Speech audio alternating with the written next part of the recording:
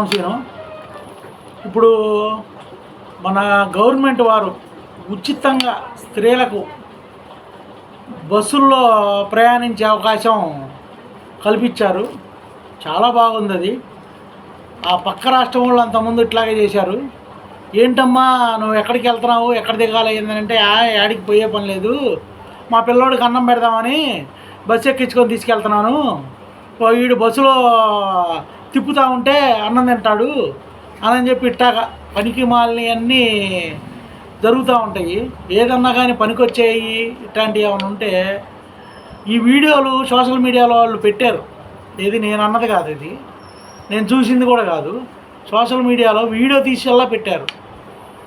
ఏది హైదరాబాద్లో జరిగినాయి ఉచిత బస్సు అనే దాని మీద. ఇప్పుడు ఉచితంగా బస్సులు స్త్రీలకి ఇవ్వాల్సిన అవసరం ఏముంది? ఇప్పుడు ఎక్కడికి వెళ్తున్నారని ఇప్పటిదాకా అంతా బాగానే ఉంది, ఉచితంగా ఇస్తున్నావు. ఉచితంగా ఇస్తుంటే ఆ డబ్బులన్నీ ఎలాగా, ఆ ఛార్జీలు ఇవన్నీ ఎట్లా వస్తాయి? ఇప్పటిదాకా ఎవరు బస్సులు ఎక్కాలని చెప్పి ఇబ్బంది పడతలేదే, బస్సుల్లో ఫ్రీ ఇవ్వమని చెప్పి ధర్నాలు చేయలేదే, ఏం చేయలే. మరి ఎందుకు ఫ్రీ ఇస్తున్నారు? ఉచిత కరెంటు, కొంతమందికి ఉచితంగా కరెంటు, ఉచితంగా ఇవన్నీ ఇవ్వాలంటే మనకు ఆదాయం వస్తేనేగా ఇచ్చేది. ఆదాయం రాకుండా ఉచితం ఎలా ఇస్తున్నారు?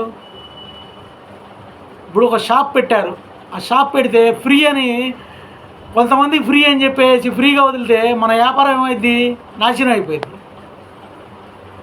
అట్లాగే ఈ గవర్నమెంట్ కూడా, నేను గవర్నమెంట్కి వ్యతిరేకం కాదు, కాపు కులస్తుడిని, పవన్ కళ్యాణ్కి అభిమాని, జన సైనికుడిని. ఇప్పుడు నేను ఎందుకు చెప్తున్నానంటే ఇవన్నీ రేపొద్దున మన జనాల మీద ఏదో ఒక రూపాన భారంగా పడుతున్నాయి.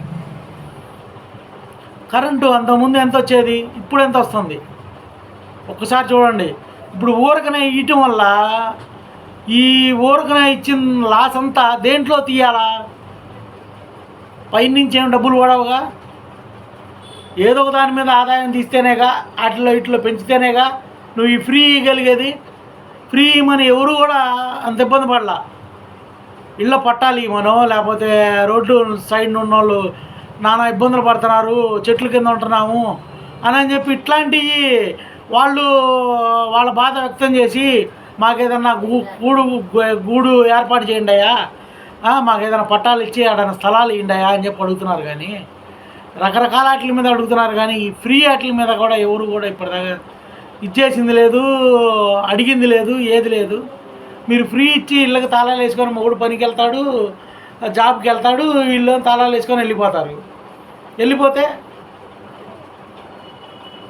ఫ్రీగా ఖాళీగా ఉంటుంది. తాళాలు వేసి ఉన్నాయిగా, తాళాలు వేసి 2 రోజులు లేకపోతే ఒక రోజు అవపడిపోతారే తాళాల పగలు కొట్టి డ్రిల్స్ కూడా కోసేసి దొంగతనాలు చేస్తున్నారు.